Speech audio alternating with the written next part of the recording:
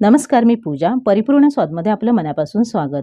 आज आपण करणार आहोत मार्केटमध्ये मिळतो अगदी तसाच जाळीदार स्पंजी खमण ढोकळा. पाहूनच तुमच्या लक्षात येईल की आपला ढोकळा किती छान झालेला आहे. इतक्या जोराने दाबल्यानंतर देखील तो आपल्या आकारात येत आहे. तुम्ही आतूनही पाहू शकता ढोकळ्याला किती मस्त जाळी आलेली आहे. मस्त जाळीदार ढोकळा झालेला आहे. असाच जाळीदार ढोकळा होण्यासाठी मी इथं दिलेल्या योग्य प्रमाणात जर तुम्ही ढोकळा कराल आणि सांगितलेल्या टिप्स फॉलो कराल तर तुमचाही ढोकळा असाच मस्त जाळीदार मऊ लुसलुशीत होईल आणि चवीलाही हा ढोकळा अगदी मार्केटसारखाच लागतो.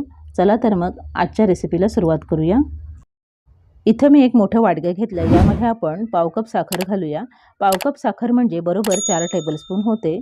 1 टीस्पून मीठ घालायचं आहे आणि 1 टीस्पून लिंबू सत्व घालायचं आहे. यालाच आपण सायट्रिक ॲसिड असं देखील म्हणतो. हे तुम्हाला कोणत्याही मोठ्या किराणा मालाच्या दुकानामध्ये अगदी सहज मिळेल.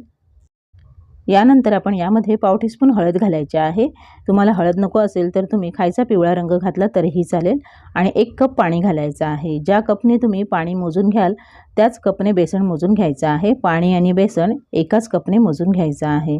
आता आपण विस्करच्या साहाय्याने थोडा वेळ ही सगळी साहित्य मिक्स करून घेऊया. हळद पाण्यामध्ये अगदी व्यवस्थित मिक्स करायची.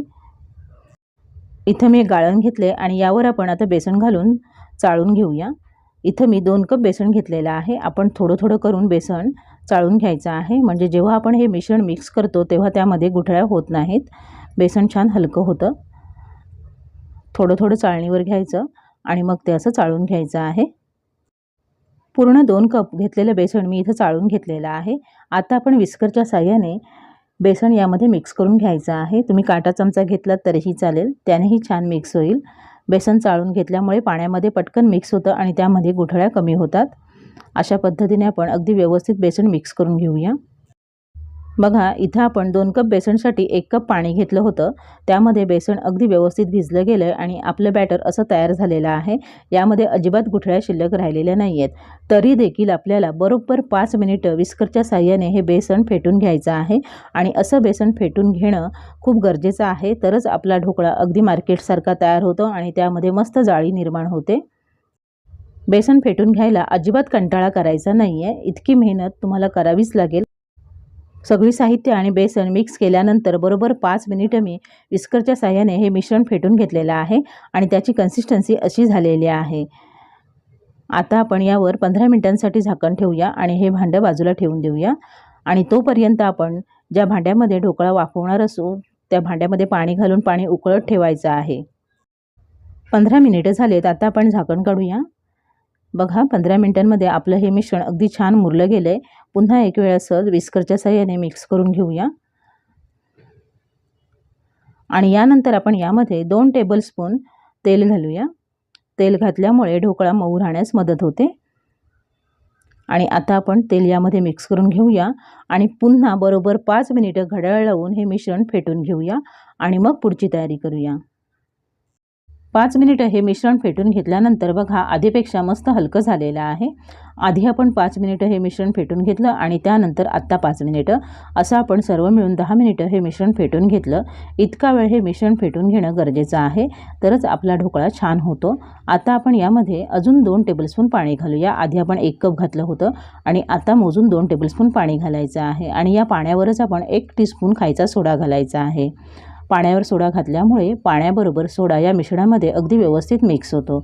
आता आपण एकाच डायरेक्शनमध्ये सोडा यामध्ये मिक्स करून घेणार आहोत. हलक्या हाताने मिक्स करायचं आहे. आता आपण जोराने फेटायचं नाही आहे. जसा यामध्ये सोडा मिक्स होत जाईल तसं तुमच्या लक्षात येईल की हे मिश्रण आधीपेक्षा लाईट दिसायला लागेल आणि फुलायला सुरुवात होईल. आधीपेक्षा डबल होईल. आधी आपलं हे ढोकळ्याचं मिश्रण अर्धं भांडं होतं, पण आता सोडा घातल्यानंतर बरोबर काठापर्यंत भांडं भरलेलं आहे आणि मस्त छान हलकं झालेलं आहे. सोडा घातल्यानंतरची तयारी आपण पटापट करायची आहे. खूप जास्त वेळ काढायचा नाही आहे. ढोकळा वाफवून घेण्यासाठी इथं मी चौकोनी आकाराचा केक टीन घेतलेला आहे. माझ्याकडे असा टीन होता म्हणून मी घेतला आहे. तुमच्याकडे जर असं भांडं नसेल तर तुम्ही कुकरचा डबा घ्या किंवा उंच काठाचा ताट घ्या. ढोकळा चिकटू नये म्हणून मी तळाशी तेल लावलं आहे आणि कडेने देखील तेल लावून घेतलेलं आहे. आता आपण तयार मिश्रण पटकन यामध्ये ओतायचं आहे. खूप जास्त वेळ काढायचा नाही आहे. आणि आधीच आपण ज्या भांड्यामध्ये ढोकळा वाफवून घेणार असू तिथे पाणी उकळत ठेवायचं आहे. ढोकळ्याचं सगळं मिश्रण इथं मी या टीनमध्ये काढून घेतलेलं आहे आणि वरून अर्धा इंच जागा शिल्लक राहील इतकी जागा खाली ठेवलेली आहे, म्हणजे ढोकळा छान फुलला जाईल। आता आपण पटकन ढोकळा वाफवायला ठेवूया। ढोकळा वाफवून घेण्यासाठी इथं मी गॅसवर मोठी कढई ठेवले आणि त्यामध्ये 2 मोठे तांबे पाणी उकळत ठेवले। पाण्याला हळूहळू उकळी येते। गॅसची फ्लेम मीडियम केलेली आहे। मी घेतलेला केक टीन या भांड्यावर अगदी व्यवस्थित बसतो, म्हणून मी या भांड्यामध्ये रिंग ठेवलेलं नाही आहे। तुम्हाला गरज वाटली तर तुम्ही रिंग ठेवू शकता। आता तयार करून घेतलेल्या ढोकळ्याच्या मिश्रणाचा डबा आपण यावर ठेवून देऊया आणि आता आपण यातून वाफ बाहेर जाणार नाही असं झाकण ठेवायचं आहे। गॅसची फ्लेम मीडियम करायची आहे आणि मीडियम फ्लेमवर आपण 20 ते 25 मिनिटे ढोकळा वाफवून घेणार आहोत। बरोबर 25 मिनिटं झालेत। आता आपण झाकण काढून घेऊया। बघा, आपला ढोकळा अगदी छान फुलून आलेला आहे, मस्त रंग आलेला आहे। ढोकळा छान फुलल्यामुळे तो वर आपण जे झाकण ठेवलं होतं त्याला थोडासा लागलेला आहे, म्हणून तो तुम्हाला वरून थोडा विस्कटलेला दिसतोय। तुम्हाला मी आता हाताने ढोकळा वरून प्रेस करून दाखवते। बघा, आपला ढोकळा किती मस्त झालाय, छान स्पंजी झालेला आहे आणि छान वाफला गेला, हाताला अजिबात चिकटत नाहीये। तरीही आपण टूथपिक घालून बघूया। बघा, टूथपिक अगदी क्लीन आलेले आहे, याचा अर्थ आपला ढोकळा व्यवस्थित वाफला गेलेला आहे, आतून छान शिजला आहे। आता आपण आधीच गॅस बंद केलाय। हा डबा आपण बाहेर काढून घेऊया आणि ढोकळा थोडा गार करून घेऊया आणि मग पुढची तयारी करूया। ढोकळा गार होतोय तोपर्यंत आपण तडक्याची तयारी करूया। त्यासाठी इथं मी गॅसवर पॅन गरम करत ठेवलाय, त्यामध्ये 2 टीस्पून तेल घातलंय आणि तेल तापल्यानंतर 1 टीस्पून राई घातलेली आहे। राई छान फुलू द्या। राई फुलल्यानंतर आपण यामध्ये 10 ते 12 कढीपत्त्याची पानं घालायची आहेत आणि इथं मी 3 कमी तिखट असलेल्या हिरव्या मिरच्या अशा मध्ये उभ्या चिरून घेतलेल्या आहेत, त्या आपण यामध्ये घालायच्या आहेत। पाव चमचा हिंग घालायचा आहे। आता आपण मिरच्या कढीपत्ता यामध्ये थोडा वेळ मिक्स करून घेऊया, अगदी थोडा परतून घेऊया। मिरची कढीपत्ता परतून झाल्यानंतर 1 कप पाणी घालायचं आहे। ज्या आधी मी कपने 1 कप पाणी आणि बेसन मोजून घेतलं होतं त्याच कपने इथे मी पाणी मोजून घेतलेलं आहे आणि आता आपण यामध्ये 2 टेबलस्पून साखर घालूया। साखर यात मिक्स करून घेऊया आणि या पाण्याला उकळी येण्याची वाट पाहूया। साखर तुम्ही तुमच्या आवडीनुसार कमी अधिक करू शकता। आधी पण आपण 4 टेबलस्पून साखर घातलेली आहे। बघा, पाण्याला मस्त उकळी आलेली आहे। आता आपण हा तडका 1 मिनिटभर मीडियम फ्लेमवर उकळून घेऊया। तुम्हाला हवं असेल तर यामध्ये थोडंसं मीठ घालू शकता। बघा, आता हा तडका मी मिनिटभर छान उकळून घेतलेला आहे। तडक्याला मस्त सुगंध येतोय। आता आपण गॅस बंद करूया आणि हा गरम गरम तडका आपण गार झालेल्या ढोकळ्यावर घालूया। बघा, आपला ढोकळा अगदी व्यवस्थित गार झालेला आहे। तुम्हाला मी प्रेस करून दाखवते। बघा, किती सॉफ्ट आणि स्पंजी झालेला आहे। आधी आपण या ढोकळ्याच्या कडा मोकळ्या करून घेऊया आणि थोडा कट करून घेऊया। सुरीच्या साहाय्याने अशा कडा मोकळ्या करून घेऊया आणि आता आपण ढोकळा कट करून घेऊया। ढोकळ्याचे पीस जसे तुम्हाला लहान मोठे आवडत असतील त्यानुसार तुम्ही ढोकळा कट करून घ्या।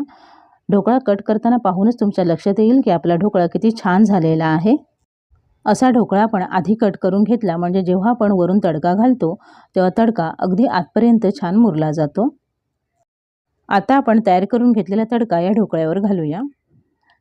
कडेने आणि मध्ये देखील हे पाणी घालायचं आहे। हे तडक्याचं पाणी ढोकळ्यामध्ये मुरलं म्हणजे ढोकळा चवीला छान लागतो आणि ढोकळा खाताना आपल्या घशाला असा घास लागल्यासारखं होत नाही। बघा, आपण तयार करून घेतलेलं सगळं तडक्याचं पाणी मी या ढोकळ्यावर घातलेलं आहे। आता आपण हे तडक्याचं पाणी 15 मिनिटं ढोकळ्यामध्ये मुरू देऊया आणि मगच ढोकळा सर्व करूया। 15 मिनिटांनंतर आता आपण वरून थोडीशी बारीक चिरलेली कोथिंबीर घालूया। अगदी थोडी घालायची, खूप जास्त पण घालायची नाहीये। यानंतर वरून थोडंसं किसलेलं ओलं खोबरं घालायचं आहे।